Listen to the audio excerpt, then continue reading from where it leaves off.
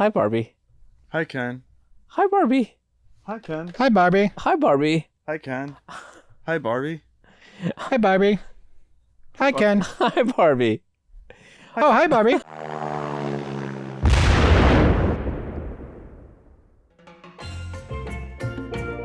Welcome to another episode of SOS VHS.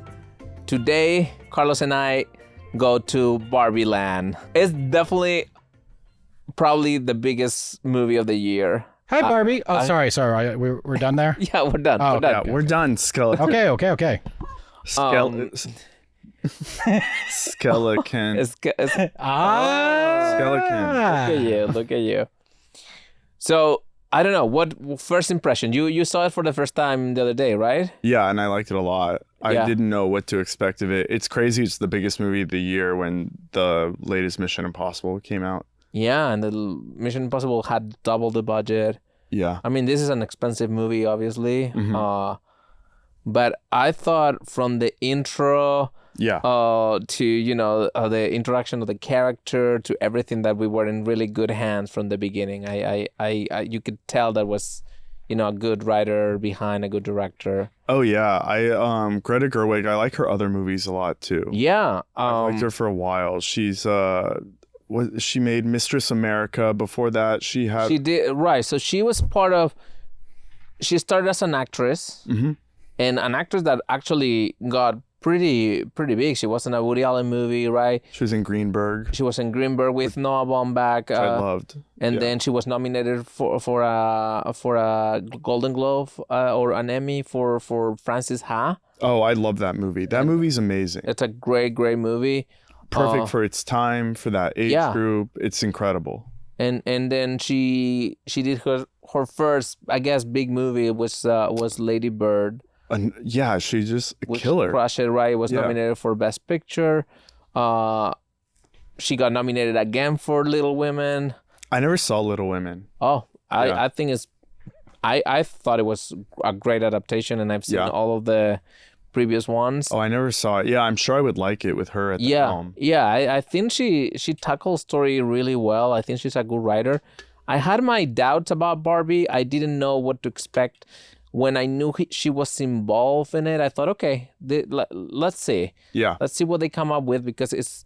So Mattel is producing the movie. Yeah, exactly. So Here's my definitely there is a face. commercial interest, right? And like Transformers. right. And Yeah. the dolls, when, had a little bit of they were having a little bit of problem selling. And then after the movie, they went to number 1 on Amazon, Of course. But at the same time, they do tackle all the issues, I would say, or most of the issues that the criticism that Barbie had over the years with the different versions. They make fun, they satirize the thing. So I think they found a good way to like be feminist, but also be very capitalist and make Yeah. the whole Barbie thing. But it wasn't like over the top, like too like I don't want to say too feminist, but feminist to the point where it's like there's like anger behind it or anything. It didn't seem that way. I think that the tone that they got was right with the satire, or with the, making fun of it, but in a light way. Yeah, like I like Ryan. If like men are going to be represented, Ryan Gosling is not the worst guy to represent. Right. your And I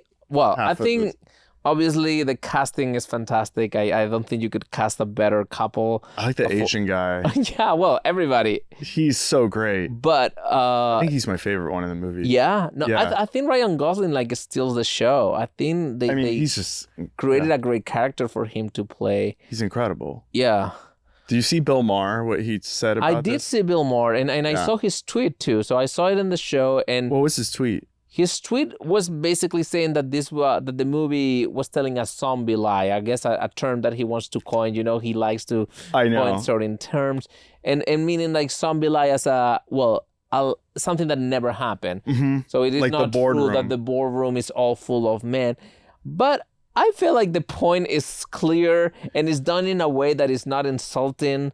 I agree. Like, and it's the other thing. It's like Will Ferrell isn't okay. So like a lot of times with movies or in television, when they're trying to get a point across, it feels like I'm hearing the writer's room talk down to me through the actor. Mm-hmm. But for some reason, when you have like Will Ferrell talking to you, it doesn't. Maybe it comes from the top down, from Gerwig and Noah Baumbach, but there just doesn't seem to be vitriol coming through. Absolutely, I think it's. But the right still had they must have light enough Yeah. to. I think like I don't know. I did hear that people got offended. I don't know how, because they are talking just about by calling something that men dumb. but it's something. It's a joke, and it's attacking like years and years of like basic sexism in a way that doesn't feel like with anger, you know? Exactly, which is why I think the people who are going to be mad at the movie were going to be mad no matter what, because they really dismissively, like, all the jokes about men are pretty funny and they're like goofy. But it's like having a sense of humor, literally. It's like laughing about yourself. But even like Ryan Gosling, when he comes back to Barbie Land and he's obsessed with horses and like he wanted to get in a town car, right? Like a black SUV, like that's like clever, instead of being like, oh, now he's into like the hacky like bad pitch would have been like, oh, now he's into UFC and the Joe Rogan experience. It's like, okay, let's go a step further and make it silly. And it's like, what's the silly version of that? Horses everywhere. When he says like, well, to be honest with you, when I learned that the patriarchy wasn't about horses, I lost interest. You know, I think it's such a good line. And because the reality is like, I feel like Ken, who, to be honest, who cares about Ken, right? Like it's always been Barbie and Ken is the boyfriend or whatever, the toy that you put next to the Barbie. Yeah, I don't think my sister had Kens. Right, I don't think anyone really cared about Ken, and then the other characters. Do gay kids even like them? Because I feel like a gay kid would be like, I want Barbie. I think so too. So I feel like they really went you know, hard in getting Ken an arc that makes sense, because at the beginning you feel for Ken. Oh yeah, Barbie is pretty cruel. Yeah, she's living her life. She doesn't care what he does at night. Like men are this. I don't know where he sleeps, right? Which is like funny, but yeah, he doesn't have a dream house, which is like a bummer. Like you want Ken, to like like I guess Ken disappears at night, and he cannot stay over because it's girls' night every single night. You know, so I feel like you care for him, and so you understand his journey. Yeah. Because he could have became like an incel when he got back. He could have been like, you know, I'm going on Reddit and I'm going to be pissed off at like Barbie's friends. But instead, he just kind of throws a little bash and he gets a new jacket. The other point that Bill Maher had was something like, at the end, right, women pretend to be helpless at I realized that part. or money. He's stretching with that. He just, I'm telling you. It's like, there's no women that acts like that. It's like, look, it's such a stereotype. You've seen it before. I thought it worked well. I think it was really funny. I thought it was funny, but also it wasn't like a huge plot device at all. It was like... if it's the third act, it's like, and there's 3.3 or something out of it's a wink. I don't think it has malice behind, and that's why I think like everybody could enjoy the movie. He's just making an argument though as like a debater, because I'm like, I guess if you're technically debating, you would grab that moment and like blow it up in the debate. But it is true that the things, you know, that this is not the 1950s and things have evolved, of course. And in his show, and I appreciate him because in his show, he brings a lot of issues with like about race and sexism. And, and puts it a little more center, so he doesn't go left hard and it's more like, okay, what's the common sense? Yeah. So I understand that this is not, you know, we're not at the height of patriarchy, but the data is the data, and you can totally see that, you know, what percentage of women are in those you know, positions of CEOs or whatever. So I think that I don't think you can get offended. I think it's pretty funny. Yeah. And did you hear what Joe Rogan said about it? Didn't he like it? He liked it when he was talking to Post Malone. He, I have the quote right here. He's like, no one's ever done a movie like this before. It's not like anything else you could say. It was a bizarre movie, but it was fun, silly movie. I laughed. But at the end of it, I was like, how did people get outraged at that? I know some people personally who said it's anti-men. I'm like, no, it's making fun of dorks. Oh, I like that. It's making fun of dorks, like dorky. I agree. I don't think it's making fun of men. Ben Shapiro like hated it, like all right, of course. But it's like it's taking something that has a kind of like a feminist, but it's a light feminist. On top of that, Bill Maher liked it. Yeah, I know. That's the other thing. Because I think it's difficult not to like this movie. I think it's clever. I think filmmaking wise is great. Acting wise is great. Yeah. The sets are beautiful. So the opening. So the opening, for those who haven't seen 2001, probably because this is brilliant. 1968. Oh, yeah. So the opening opens like imitating that famous intro of 2001, which is called The Dawn of Man, where basically in 2001. The apes discover tools, and with tools discover power, and they become, they control things, and then there is that famous ellipse where one of the apes throws the bone into the air and it becomes, a spaceship, and it's like, okay, 2,000 years happen between those two things. With that match cut, and they did that. I was like, I'm waiting for that match cut. Yeah. And boom, Barbie hits. I was like, yeah, right. I'm in. I love this. They copy that intro, but with the dolls and like the birth of dolls, and the singing number too. Right. Having the music is the same music. The German, I think the title in English would be something like That Way Spoke Zarathustra or something like that. Is a famous piece of music that to me I will always associate with 2001, like that. Of course. Which we did for the Bad Friends. We did for the Bad Friends live. For Liftoff. Exactly. So anyway, I think that was clever and fun. And then you open with Barbie Land, right? Like it's those sets are insane. That music, that song at the beginning with you see Margot Robbie going through like getting shower and getting dressed and breakfast with her tilted feet. Yeah. I think to me that sequence told me, okay, this is gonna be a great movie.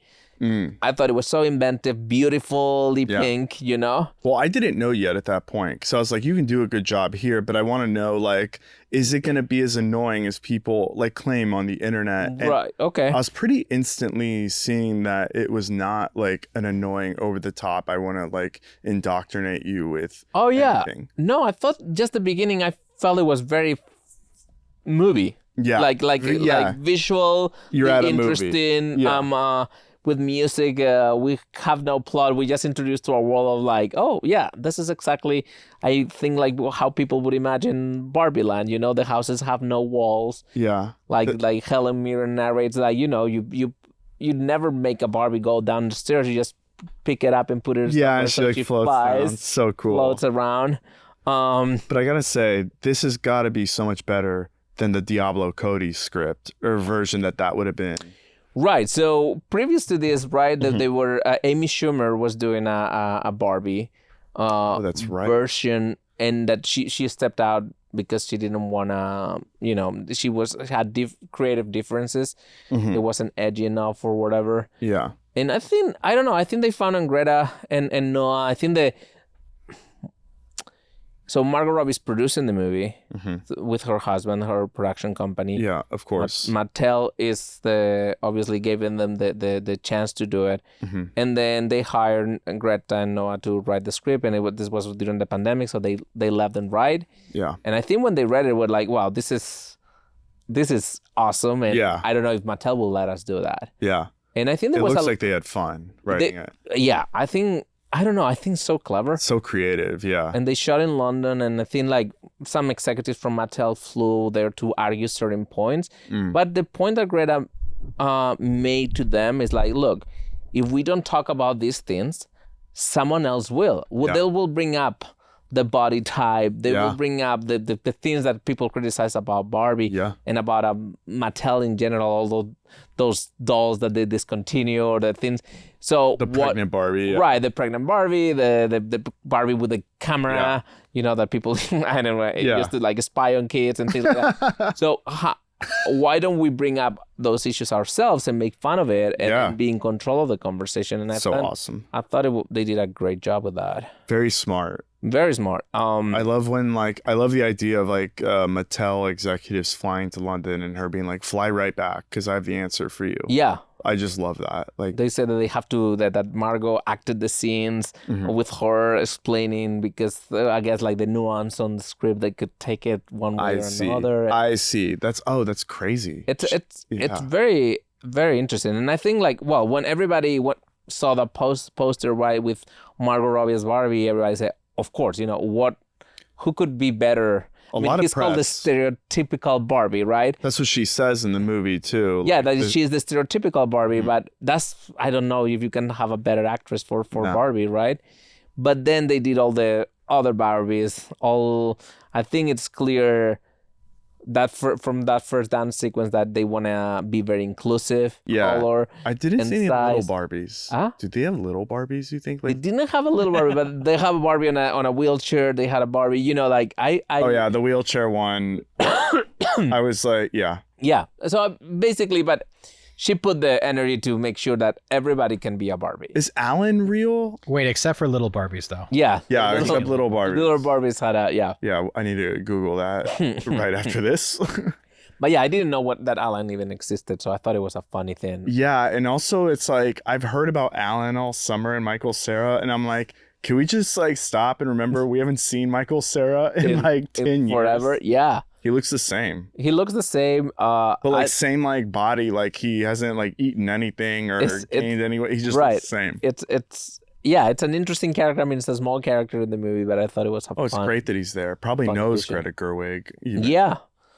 So I don't know. I thought they did a good job with all of that inclusion, and because at the end of the day, they say that there's the two arguments, right? That with Barbies have you can be anything because there's the the pilot and the astronaut and president, the chef, the president, the Supreme Court, cheerleaders or whatever. In the dolls, I think they have I don't know how many different versions. I'm of sure the doll, there's but hundreds. It's like tons. Yeah. Right, but on the other hand, they always say, well, Barbie is an ideal version of a woman, like an hourglass shape kind of thing. Right, that is impossible. Right, like the feet, like the everything. So I feel like those two things are in like the people pro and against Barbies in general, like parents with their Barbies. Do they have overweight Barbie? Yeah. In the dolls, I'm not sure. In the movie, yes. I know, of course, in the movie. I was just wondering if they had overweight. Like I'm like, that would be so funny. Like bigger Barbies. A bigger Barbie. Plus size Barbie. Yeah, exactly. Yeah. So they have pregnant one. They could just add two more of those things in. Yeah, they discontinue a lot of the older cans that look like pedophiles. They discontinue those. But yeah, I okay. So I think you weren't offended at any point. You had fun, right? Like you were in with the joke. Yeah. I felt the same way. So pleasantly surprised. More like not surprised that it was good, just surprised that any movie is good. Like right. I was excited to watch a good movie. I definitely thought it was clever and above all, it was very entertaining. Was fun to watch. It's also old-fashioned. It reminded me of the 90s in the sense that when you see movie stars and their movie character walking in LA and it was just like a day in Los Angeles. Yeah. Like there's just like the Beverly Hills Police Department or Venice. Right. They did a very LA, right. There's a moment where they say like the Barbie left her plastic world for the plastic LA, right? And it is true. I haven't seen a movie like that in a while where like I know in Barbie they have it because it's the real world, but like in the 90s and 80s, movies would just take place on the sidewalk. Right. Yes. And you just like the characters are there and like they just didn't stop traffic. Like it was just a day. Yeah. And so it really reminded me of that. And I was like, oh, that's really cool. Like, yeah. We're back to that. It has a little bit of an old-fashioned feel. Yeah. With a very modern script. Obviously, of course. You could not have this in the 90s. But it would be like confusing to watch in the 90s or 2000s, this script. I'd be like, what? But I saw the map. I was like, what am I looking for in the map? What was wrong with the map? Like that they included... The map of they didn't include Taiwan or something like that? I see. Yeah. Okay. I saw that. I was like, what's going on here? I see what you're saying. Yeah, I didn't pay attention to that. I thought that was funny, though. So, Carlos, if you were to find a $100 bill in the ground, would you pass over it? No, of course not. No. Right? So So with my bookie, there is a chance, to have free money, and I'm so glad that you introduced me to my bookie because, like I always, I like gambling, but I don't know much about it. And thanks to you, like this is so easy to use. And thanks to my bookie as well. When I was a kid, I found $20 at a Mexican theater when I was going to go see the movie Twister. I think I've told you that story. Right. And so finding money on the ground, I wish I had my bookie in the 90s. Right. My bookie is the biggest online selection of odds and contests to fill all your sports betting needs anytime, anywhere, so you can turn that sports knowledge into cash in your wallet. Right. Bet on the NFL, college bowl games, or play for share of big cash prizes in the weekly blackjack tournament. I'm so excited to use my bookie for the college football playoffs coming up. Big deal. Texas is in it. Florida State's out. Huge controversy. Yeah. But we're betting on them anyway. I love blackjack. I think that's always been my game when I went to Vegas. Yeah. I'm not great at it, but I can get a couple $100 there. So with my bookie, it's like so easy and so fun. We like all things age 21 or number 21. Right. If you've been waiting for the right time to get in on the action, that time is now. Make your winning move today. Sign up at MyBookie. Use promo code SOS. Yes, SOS, and claim your deposit match redeemable up to $1,000. Wow. Again, that's promo code SOS to claim your bonus. Experience the thrill of sports betting right from the comfort of your home. Bet anything, anytime, anywhere with MyBookie. Thanks to our sponsor, MyBookie. Visit mybookie.website/join with SOS and use code SOS for a cash bonus up to $200. One-time rollover, $45 minimum deposit.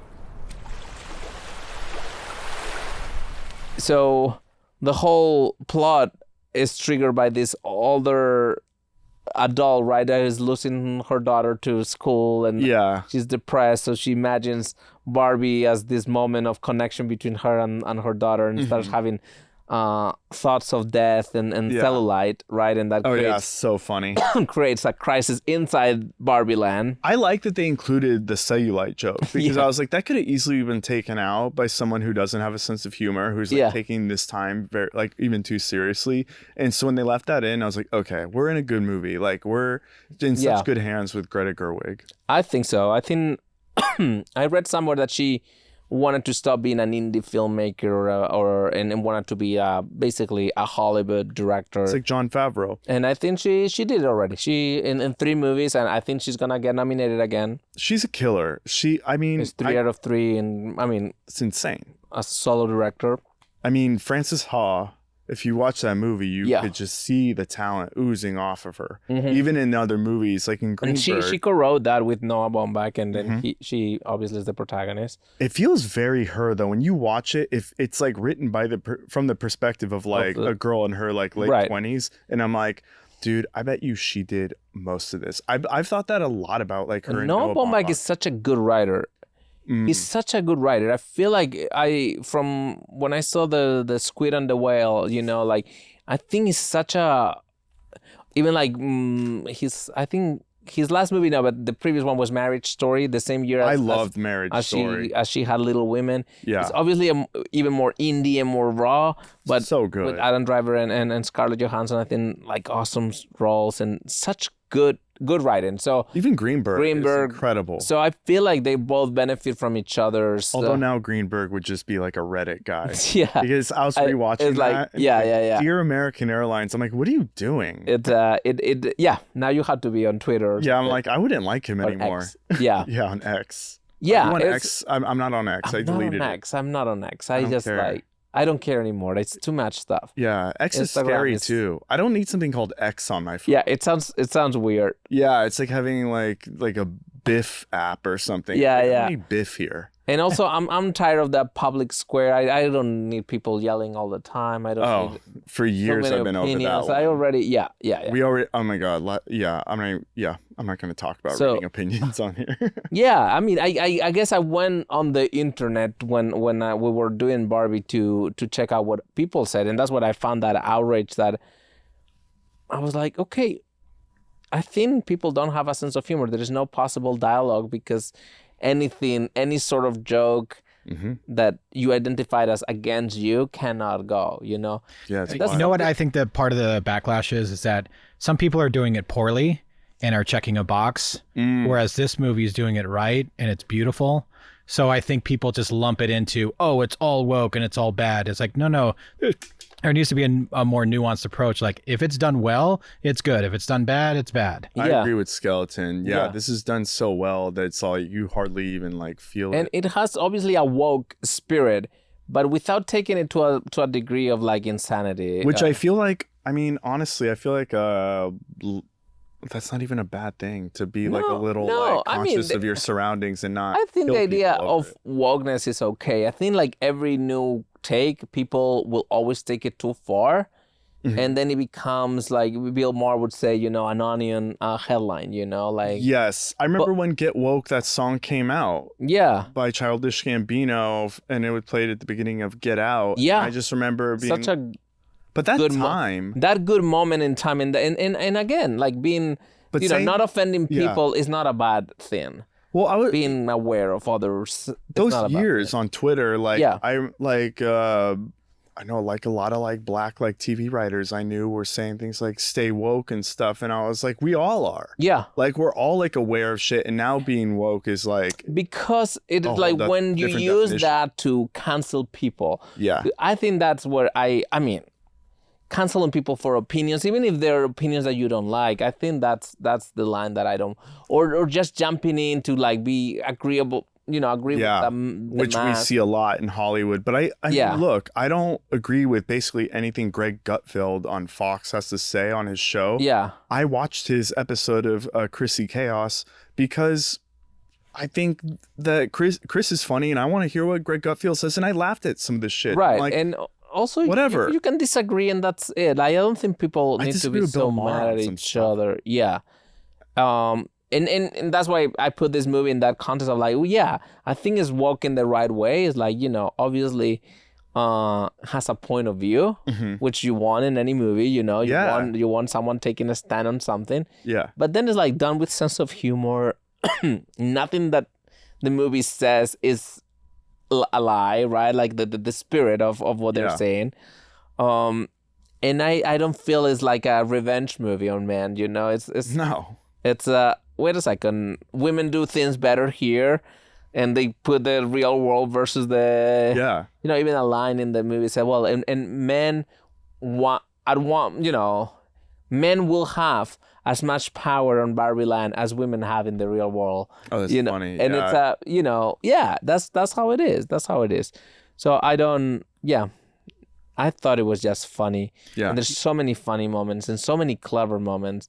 But I love the Barbie Land scenes. I thought that. Oh, I know. They're my favorite. And that was shot in London. It was shot in Pinewood Studios, which is the biggest studios in Europe. Star Wars and stuff like that. Yeah, Game of Thrones. Harry Potter. All of the big movies there. And that's outside of London. Honestly, I don't know where it is. Okay, I'm just curious. I don't know either. But yeah, there are big studios there, and obviously nobody shoots in LA anymore, except for like they did shoot on location, which I was going to say, this movie's been in anticipation for over a year now. TMZ was taking pictures of them. Oh yeah, on the set. I remember them making fun of Venice Beach, like the one roller skating, right? That was like an image that I saw earlier. Very famous one. I know they like made fun of Ryan Gosling's character, and I'm like, a year later, it's like a cultural phenomenon. Absolutely, and it surpassed 1 billion a while ago, right? Yeah, I think is the first movie directed by a woman that is that surpassed $1 billion in the box office, but it's now close. It's 1.4 something, so close to 1.5.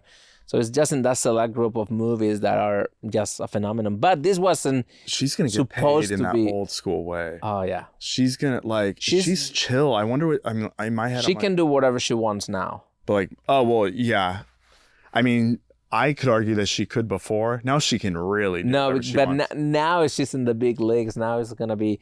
So I do think that they're going to do a sequel. I think it did so well that why not? And also, this is part of a master plan. Mattel created a production, like Marvel or Nintendo. Yeah. They all created film divisions to bring their IP to the big screen, you know. So how many toys does Mattel have? A lot. So they have, I think they have planned 20 movies. Is G.I. Joe already. Mattel? I don't think G.I. Joe is Mattel. Because remember the G.I. Joe movie with The Rock and Channing Tatum? Yes, and they always try things, do the snake eyes, you know. Oh, yeah, like I did not like those movies. Nah. I think they're horrible. They're B movies. Oh, yeah. I don't know how well they did. But I think like when you found some take that is fun, because also the Mario Bros did great, you know. So like I feel like this there's a lot of good writers in Hollywood. Yeah. I think that, and that's like a thing with the Marvel movies too, that I think was like changing them is the writing. And I think that's the difference between the Hulk in 2006 with Edward Norton. Yeah. And like Jon Favreau, or what's his name, doing Iron Man 3. Right. Yeah. The good thing about, so what Jon Favreau was telling the story about, because I think it's relevant to how Hollywood works. So they took 5-6 years to do Iron Man. Oh yeah. They did the script. They did. I think it's a beautiful movie. I think it works so well. It's such a hit from the beginning that they give him Iron Man 2. A surprise hit too. You're shooting next month. Yeah. And they said like he remembers going to shoot that scene in the, what's it called, the velodrome, whatever, where the cars, the NASCAR race cars go. Oh, around, you know? at Monte Carlo, the F1 race. Is it I thought it was a NASCAR thing, but anyway, but it's not NASCAR. It's a The European scene, right? In Iron Man 2. Yeah, in Iron Man 2. Elon Musk is in that scene. Okay, so that scene, he said that they go to shoot without a script, and to me, that exemplifies what happened in Iron Man 2, which is such a big step down insane. In quality, you know? So I heard that that's how the Avengers and Captain America were like that, where they have an on-set scriptwriter. Right, and they are starting plan, and I mean, we talked about last week about Endgame, and you can feel that those scripts are so well crafted, both Infinity Wars and Endgame. And I think now that type of writing, where less carefully prepared, that's what you can see in that's why the Mario movie was good. I think there's just too much money invested, and I think it's so obvious now. It's like, dude, if we have a fucking theme park coming opening weekend and the movie's releasing, and we like paid Chris Pratt up the ass for this, like, of course, like, let's make a good movie. Yeah, and I know like people have been saying that forever, but I think like the generation that started to take over 10 years ago, it's just a little smarter than the one from 15 years before that. And they're just like, okay, it's also with the Batman movies, like with Christopher Nolan. I know him and his brother aren't the best writers on earth, but they are not like, I mean, I think they're pretty good movies. I think they're pretty amazing. Well, I think we've talked about this. I don't think they're good writers. I think they're incredible filmmakers. They're beautiful. I think obviously Jonathan doesn't. He's the writer, yeah. But he did the Westworld, right? But I think if you think of especially his best work, I think The Dark Knight is a good script. Yeah. I think. I don't. You don't like the script of Dark Knight? No, I think there's the characters are not. We've talked about this. There's no character development. Like, the Joker reveals one thing about his past. I love the movie. Like, I love the scenes, I understand what you're saying. But like, I think, to me, I don't know. I want someone else in the writer's room giving them heart. There's no heart in. Have you seen Oppenheimer? I haven't. Okay, so I will be curious to see what you think. I think he's gonna get nominated for obviously Best Director, but I think he's gonna get nominated for Best Screenplay too. Really? You know what, Carlos? What's up? I liked Barbie better. You like Barbie better? Oh, I loved Barbie. So the Barbie, I saw both. There's your candy. The Barbieheimer conversation is interesting. I don't know if we're ever gonna talk about Oppenheimer because I saw them both, and I think we blow up the set for it. Right. Yes. And I don't want to reveal too much about Oppenheimer. Yeah, it has Josh Peck in like one scene.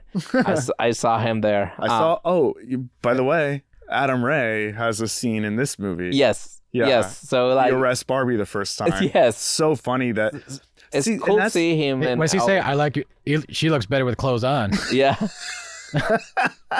It's so cool to see those guys that we know and that have come through the set. Oh, Adam is Adam's been a cop in a lot of movies. Oh, a lot.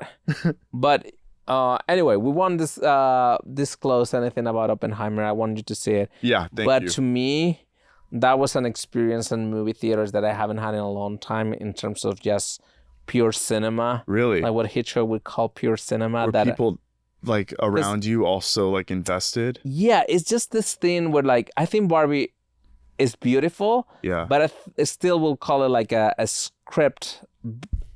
It's a script first movie, you know. It's a really good story. It's like you can tell the script, which is not a bad thing. I'm just saying we're dressed like it. We enjoyed it. Yeah. No, but a script is the heart of all, you know. If you have to sacrifice something, I would sacrifice anything but the script and the actors, you know.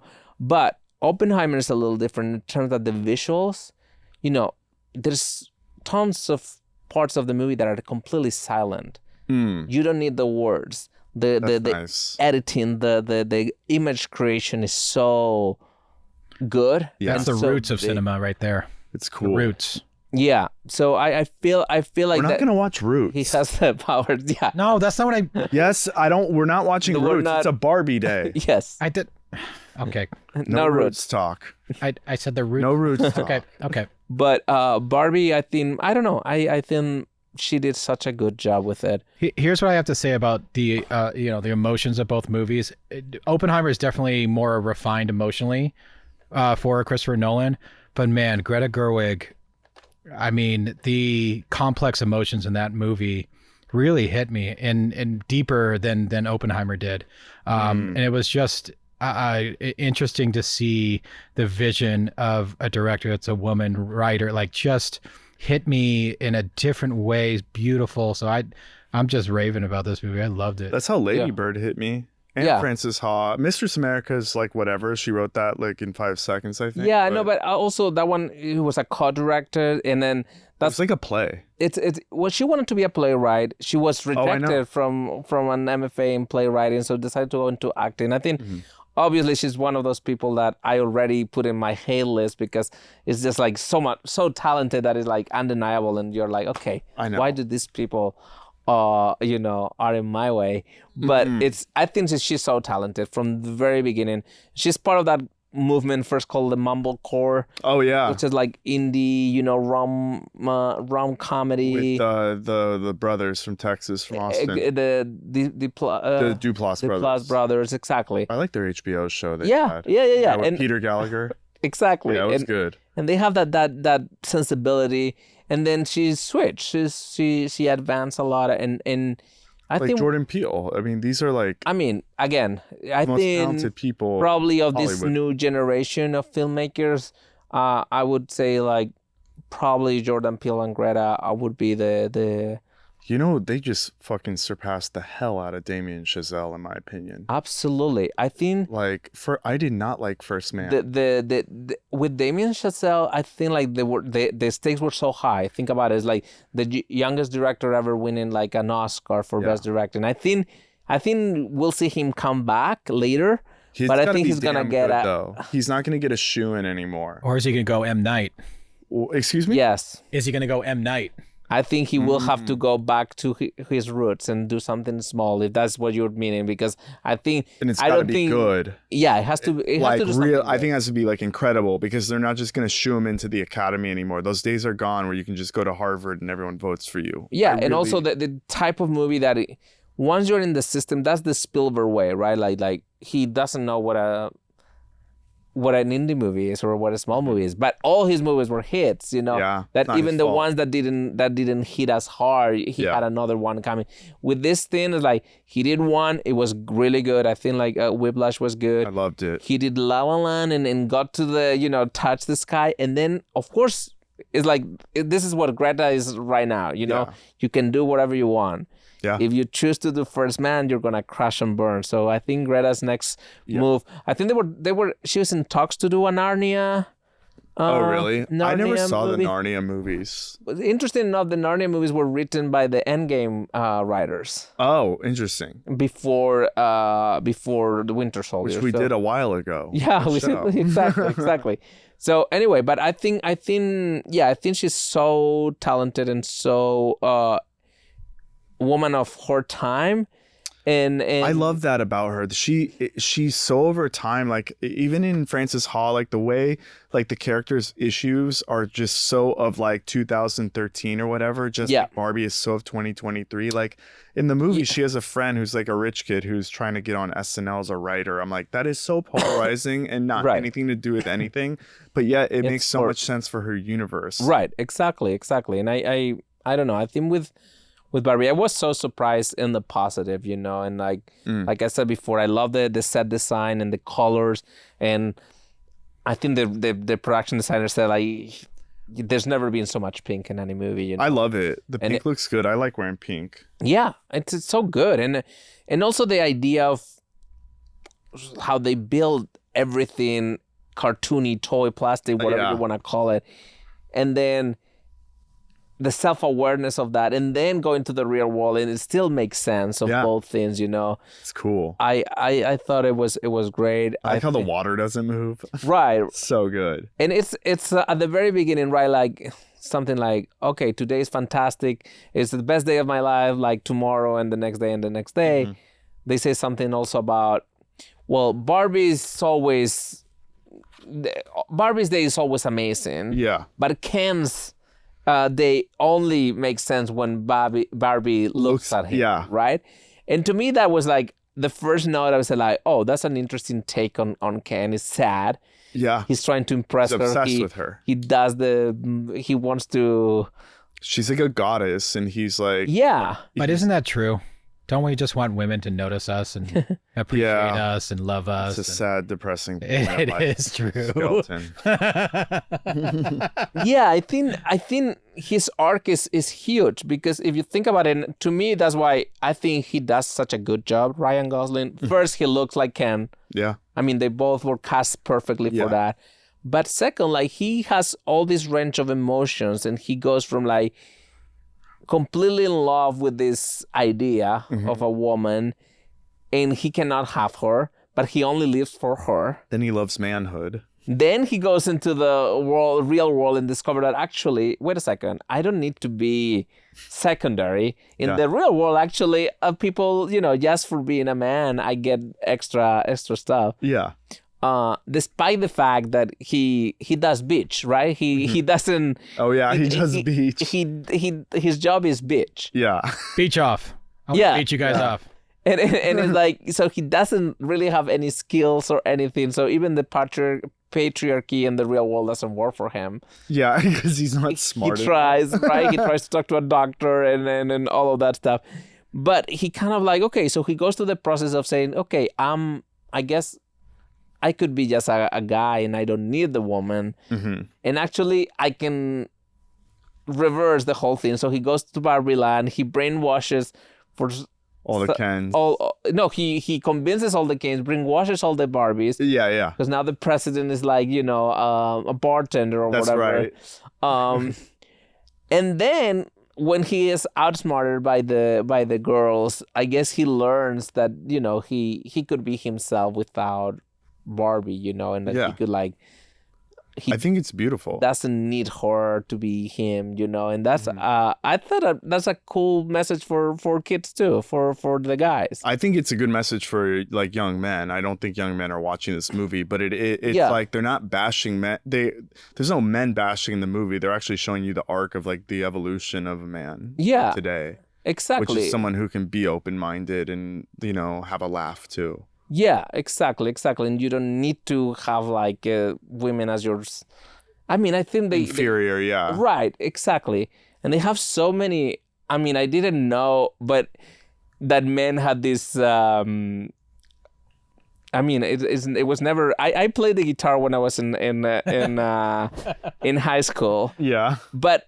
And I remember that moment of like, oh, let's play the guitar with your friends. But I never thought of like the serenading thing that it would last forever. But I thought when I saw it, it makes sense. And it was so funny to me. Oh my God. I want to push you around. Well, I will.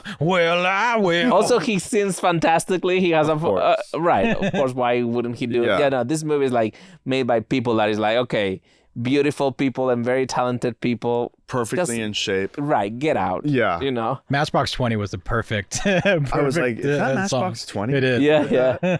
I like America Ferrera a lot. Yeah, and then she's so great. And America also looks Ferrera, the same.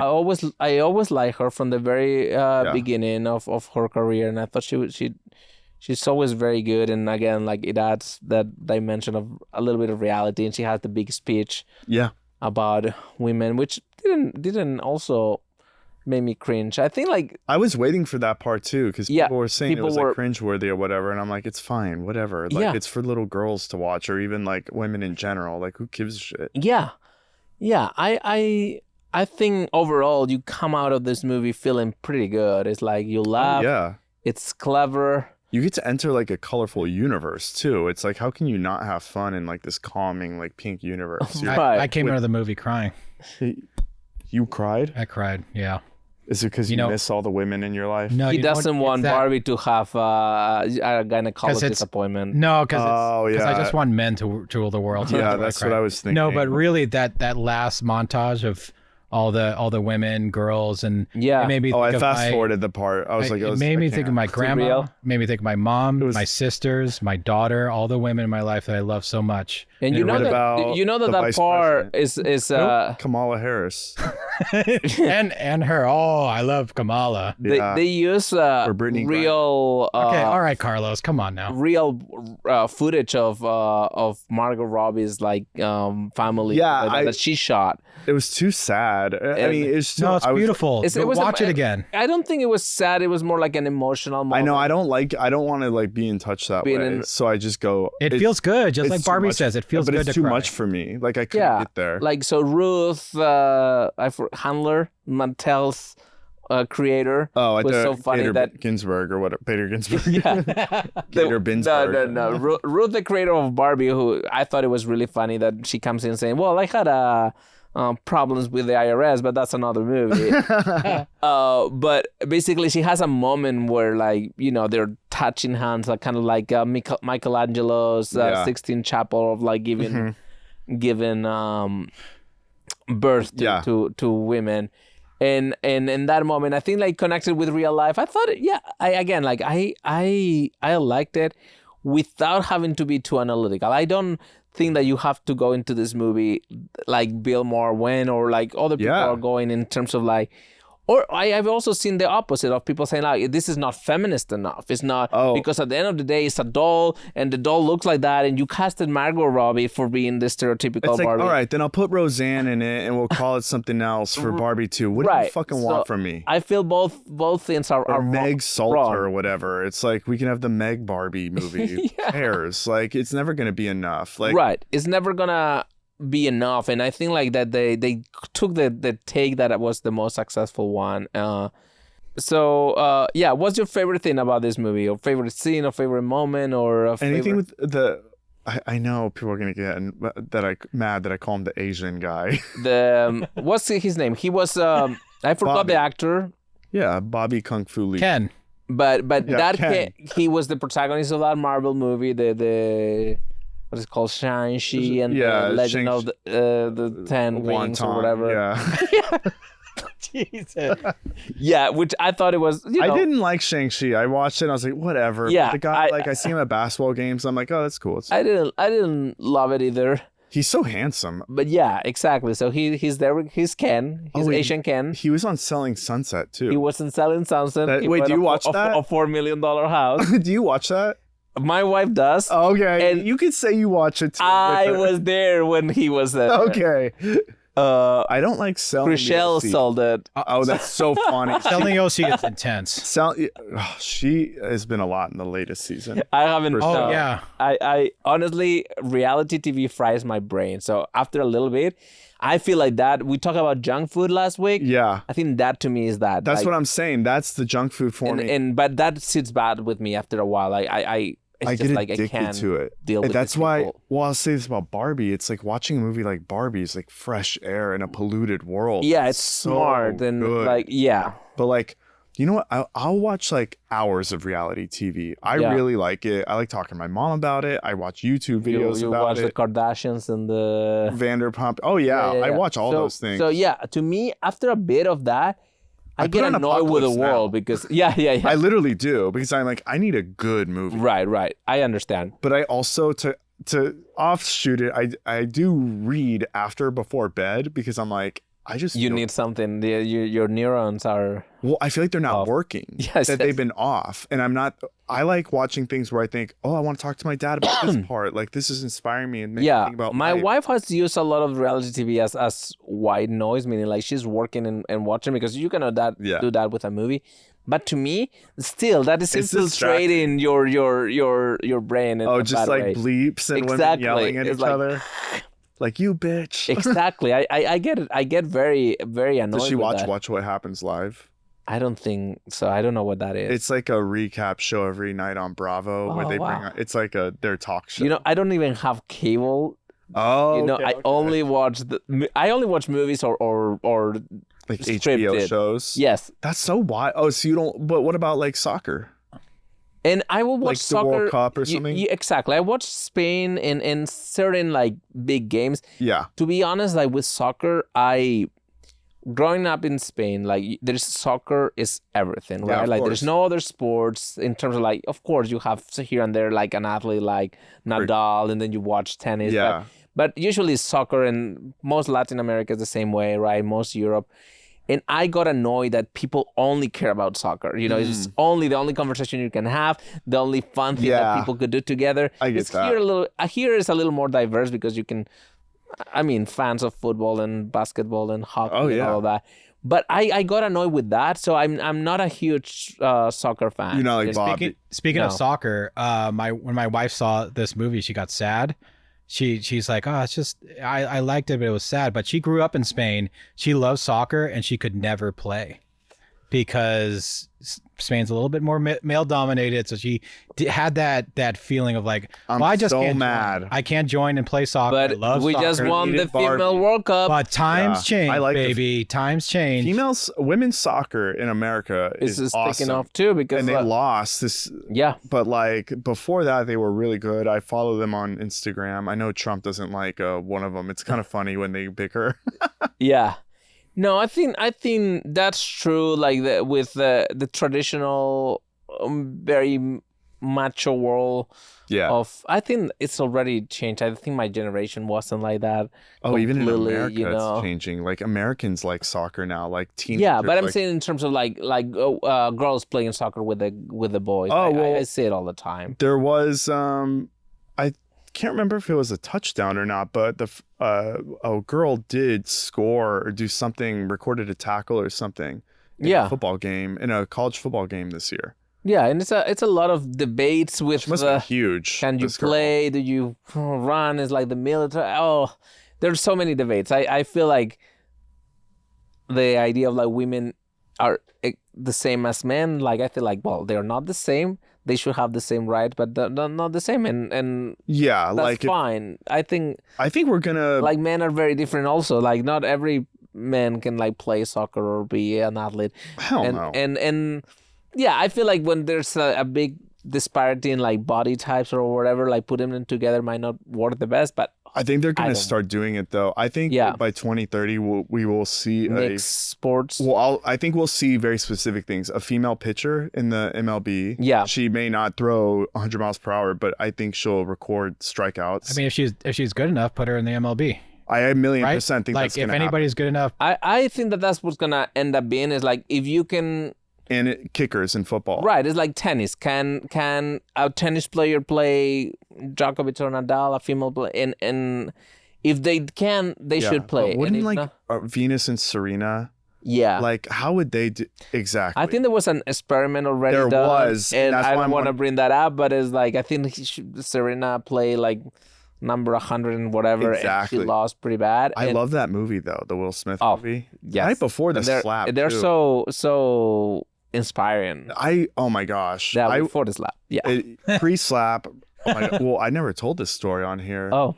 But I've never said it on a podcast, but outside the old office, the day after the slap, remember Skeleton? I got slapped. Oh, who slapped you? Outside our old place. A stranger slapped you? Yeah. You forgot. In revenge?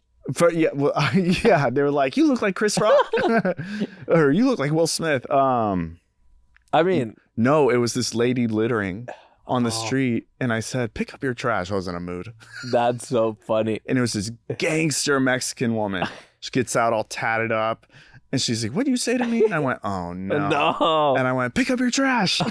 And she goes, fool. And I pull out my phone because I'm like, something really bad is about to happen. She slaps my phone out of my hand and hits me straight in the face. And I went, the day after the Oscars. I can't believe it. You got a good reaction. And I started yelling, Bryce. And me, Bryce, and Pete had beers in the morning. And then I went home. That's funny. It was like a Monday right after the Academy Awards. Right. So no, I remember that. That was crazy. You're like, I just got hit. I'm like, on the street? Yeah. Yeah, it was. And then Bryce went out and like told her to get out, and it was handled so swiftly. But of course, mine was like yelling. The 7 feet person came and. I know. Bryce was like, I never fit in jumpsuits. I'm like, that's a good thing, dude. So funny. Yeah. Also, like, there's no violence in Barbie. No, it's that all wouldn't happen in a women's world. They, you know what I mean? There's fun violence with the Ken fight. Yeah, the Ken dance off. Oh, that's so fight, funny. and then the yeah. I guess that's true. Among the men, they have that fun like sequence. But it's very fun. Yeah. Yeah. It's no not over the top. Which I thought it was also interesting. I think it tracks completely. Like Barbie would have want violence in her world. There could have been a note too from Mattel. Yeah. That's the other thing. It's I saw balloon guns yesterday. Balloon guns? Yeah, at the Halloween store in Burbank. It was like machine gun balloons, and I was like, it was like it's a little too much. I mean, this country and guns. This is a conversation I can never have. Oh yeah, because it ends with the Second Amendment conversation. But I always find it because I like guns. I like violence in fiction. Yeah, of course. You know, so for sure, do everything, cut arms. You know, have blood. It's wild when people we know own them. In real life, it's like, wait a second, why? I mean, there's something about liking something, which I understand. The other thing is about needing it for protection and all that bullshit. What if Barbie tried to get back Barbie Land with guns? She's like, this is how we do It'd be really easy. She's like, I went to the real world. I figured out how to solve every problem. Right. Back with an AR-15. Exactly. Exactly. This is what I learned from the real world. You know, Whitney Cummings in her office, she used to have like a gold AK-47. That's pretty crazy. Sick. Gold? Something like a plated or yeah, I'm sure it was fake, but that's like funny. Something like a gangster in Colombia would have, or like you know, Nigeria or something. Why does she have that? She wants to be a bad bitch. She had 2 shows on the air at the time. I mean, it's for show. I like it. Yeah. I know. That's the thing. Is like if I had a cool office, I think I would get like a couple the face-off gun. Oh, that's exactly what I'm thinking. I would like 2 gold guns. Yeah. We could do like an SOS gun and a Bad Friends gun. Right. No, I think all of that is fun, and I always like video games, and the ones that I like were the violent ones. You know, the Mortal Kombat and the Street Fighters and the shooters. Spider-Man 2 comes out soon. Yeah. You know, also I pre-ordered it. What I liked in Barbie is someone randomly getting shot during the fight. Did I just get shot? But you don't see a gun. It's just you just hear like that's true. Which I like. I like to hear it just like someone like got shot randomly, but there's no gun. What if there was like, this is gonna get bad. What did you say? All right, Carlos. Let's see. Teacher Barbie, and she comes with a gun to protect the students in a bulletproof vest. I don't think Mattel is going for that in 2023, but what are like the new Barbies they would have? Kamala Barbie. I think they what's with you and Kamala, man? She's just a woman in power. That's why. Hillary Barbie. No, I think there's the blood of Benghazi on her hands. That's funny. But I think now you have all sort of Barbies, you know. I think I think that every color Barbie, Filipino Barbie. They have mermaid Barbies, like John Cena's merman Barbie. That was really funny. So one thing that Andrew, when we discussed Barbie with Andrew, he didn't like the last bit of like the idea of going to the gynecologist. And I thought it was everybody laughed in the movie theater. Yeah, and it was also spoiled for me. Right. Everyone, yeah. But in a way, it's like, it doesn't mean anything other than she became a real woman, no? Like, it's like now she's real. Yeah. And it's a cool, like, cling. Here's the bad pitch. Yeah. She goes on a date for the first time, and the guy's like annoying, and she just looks at the camera, and it ends like, I'm a woman now. Right. Like, I think this is just like, it's like the 2023 version or 2022 when they wrote it. Yeah. I think it's just like a cool, like, oh, I became a woman. Now I am full, I'm not plastic anymore. I have all my parts. But I also like that it's just, I don't know. It's a swing and it's a double. That's how I see it. Yeah. That last, right. Because she is an idea of a woman. That's what a Barbie is. Yeah. And now she became a real woman. Yeah. So does she get a Barbie now and it's her? Yeah. Does the world blow up? Because she doesn't want to be stereotypical Barbie. Yeah. Right? Because she is just the perfect, like, Barbie. Maybe she's done with Barbie now. And I think she's done. And I think she says it at the end, she's Barbara Handler. What happens in the sequel? Does she hang with America's daughter? Interesting. Who, like, Jules and stuff? Or the sequel might have nothing to do with her character. It may be, in this world that you created of Barbie, we have a different Barbie taking over. Like Black Barbie or something. Right. That would make the most sense if it was like a Latin Barbie. Something slightly different. She only speaks Latin. It'll be difficult not to have these two guys in a movie because it's like such a... I think they're actually starring on something else together. Oh, really? Yeah. Gosling and so Ryan Gosling and Margot Robbie. Oh, okay. Which also, it's cool. I mean, yeah. I think they made a good couple. Hell yeah. Yeah. I when I heard that Amy Schumer was involved, I said, okay, well, I can see that as a very different Barbie. I think that was the idea. Didn't she? There was like criticism about it online. I don't know what happened online, her creative differences, but yeah, I don't know why. Well, she had that one movie. She had a movie where like she had a movie already where like she was like I forget what it is, but it was like something really bad. Yes, but with certain things talking about the stereotype. Was it like the new version of Shallow Hal or something? Right. It was something in that vein that she's beautiful. I don't know what. Yeah, what okay. But I imagine that this was in that direction of a little more comedy. Although I think this movie hits enough comedy moments. Mm-hmm. To me, like I said, like the opening scene, the houses was awesome. Seeing her shower with no water and having the perfect toast, like the fridge. Tarantino freaking out. Yes, of course. I thought that was awesome. I think like Ken trying to ride that wave and like bouncing back. So funny. And then the ambulance coming and opening up, and I thought like all the gadgets and the colors were awesome. The car ride out of Barbie Land where she's singing and then Ryan Gosling pops up and the car doesn't flip. And I love that part. Yeah. It's like, I mean, it happened in Interstellar. It happens in a million movies. And I was like, yes, we're in a movie now. Exactly. Someone's on the journey with you. Yes, you did it together. Yeah. And so I loved it. I think it's just a great movie. I think it's gonna... My predictions is that I told that I think on Bad Friends. I'm not sure if earlier today. Yeah, but it was like it's gonna get nominated for picture and writing and directing. Yeah. And we'll see if the acting part too. And no one watched the Oscars because people will be talking about this being nominated so much, and it'll be on Bill Maher I think this is gonna be I think Oppenheimer is also, which is almost at $1 billion, which is also insane. Jesus, because Oppenheimer is a different experience completely. It's a way more adult in the sense like it's a less fun experience. I'm glad we did this movie. Yeah, this movie is such a refreshing thing. Oppenheimer? Right. Old wool suits. No, we need a little nuclear device with us. Oh yeah, what if we just take like. I just put on an Asian mask. Yeah. And you put on like I'm Eisenhower. I could be Einstein with a Yes, you're Einstein. But yeah, I think people should watch it. I think people have watched it, so I don't know if we're talking. But if you're on the fence, I would recommend it because I'm on the fence about everything. I can't recommend. Have your own opinion, and I think watch it with a little bit of a sense of humor, with an open mind. Like if you need to like smoke half a joint, but because you're in a mood after work, do that and watch the movie. Like, be happy first. Yeah. That's great with all the colors. Yeah. Yeah. For that. Yes, Oh, exactly. And you yeah, know what? man, For all the trippy, men out dude. there, for all the men out there, is like, hey, this is not a movie for me.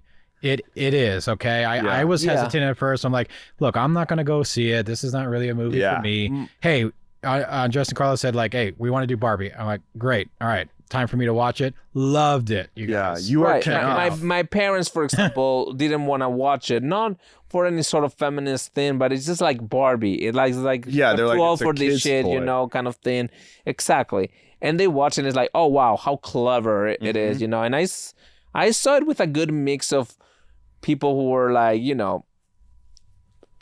16, 19. Yeah, that's why Especially I didn't want to go to the groups theater. of girlfriends and all that. But I saw it also with people that were older. Yeah. And I feel like it's one of those things that the spectrum is pretty big and people can enjoy writing's different good. parts. Yeah. Yeah, it's great. I love You'll be it. pleasantly surprised. Hell yeah. Yeah. All right. So hope you guys enjoyed it and we'll see you next week. Goodbye. Bye, Barbie. Bye, Barbie. Bye, Barbie. Bye, Ken. Barbie.